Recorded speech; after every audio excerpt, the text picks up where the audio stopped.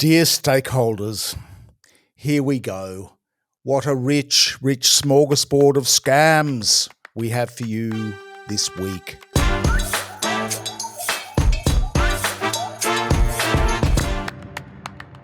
The National Anti-Corruption Commission and Robodebt.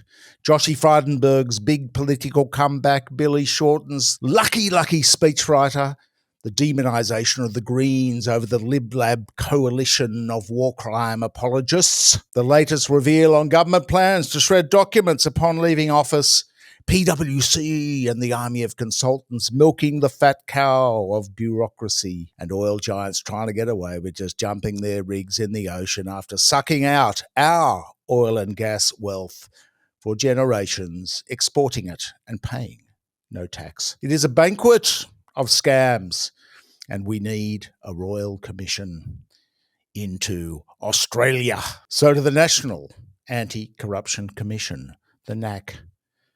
The NACC is not going to bother investigating Robodebt. What is the point of this NACC, or the snack as we dubbed it, the secret National Anti-Corruption Commission? Because despite promises of transparency, they decided to sneak in a tricky clause in the final draft of exceptional circumstances, which means that they only have to reveal what is going on if they deem there to be exceptional circumstances, whatever that means. So here we have, in Robodebt, a coalition scam to rip off Australia's poorest people, a corruption scandal which involved, as per the facts established by the inquiry, politicians and public servants and consultants lying about this big rip-off. People actually died as a result, took their own lives. The scheme was found to be illegal. They knew it was illegal, the perpetrators. The commissioner recommended criminal charges, and then they covered it up. But no, apparently this is not all corrupt enough to warrant attention from the snack. And so it is that corruption, unpenalised, will surely roll on. Now, it's no wonder the present government, the Lib-Lite government, although better than the last, is keen to bury its tracks. Our FOI champion Rex Patrick has a court battle looming where he is trying to get the court to rule on information which we, the public, paid for, our information. And the government is challenging this, hiding stuff at taxpayers' expense, literally splashing money on a coven of KCs to hide stuff which should be in the public domain. It's always bemusing that politicians forget who is paying them and their $200 or $300 daily allowances for things like meals, accommodation. They forget who voted them in and for what reason. It's a bit like some corporate executives thinking that they actually own the company rather than just manage it. The guts of this issue is that the government wants the power to shred documents, to destroy documents upon leaving office. It would seem that a minister, when holding office, is doing just that, holding office, not owning office. It is the office which creates the documents, and the office which should preserve them for the public good and for the integrity of government and the integrity of the office. We'll see how the court rules on that one, but it's a waste of money even challenging it, in our view. This is going on, of course, as Ben Gvir, one of the nastier ministers in the government of our friend Israel, is openly calling this week again to ethnically cleanse Gaza. Just get rid of those Palestinians, he thundered again. Quintessentially, genocide. But no, it's not Israel's fault, according to our Lib-Lab coalition of genocide apologists and facilitators. It's the dreaded Greens, stirring up trouble, creating social dissent, disharmony. That's the big latest distraction. It rolls on. As the IDF was back bombing school children again this week, the government and opposition held hands with the Murdoch's newspaper, the Israelian, and Nine Media to attack the Greens for being anti-Semitic terrorist supporters. Hamas. Pretty sick stuff. Which brings us to one of the victims in chief of this alleged anti-Semitism. The former treasurer, Josh Frydenberg, has flagged via friendly media channels that he might take another tilt at politics. This hard on the heels of a Sky News documentary beat up by Josh on anti-Semitism, this crisis where Josh, despite being chairman of Goldman Sachs Australia and dwelling in a mansion in the leafier suburbs of Melbourne, is somehow a victim.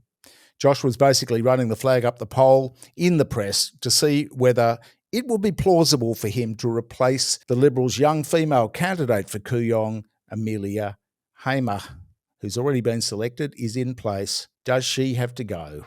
So Josh can have another crack at independent Monique Ryan, kicking out a 28-year-old woman in favour of an old Zionist investment banker, the guy who racked up $1 trillion debt while presiding over the sale of $100 billion in Australian assets to foreign private equity types, is not a great advertisement for the Liberal Party renewal process, if there is one, and not a good look for their commitment to sprinkle the ranks with some women.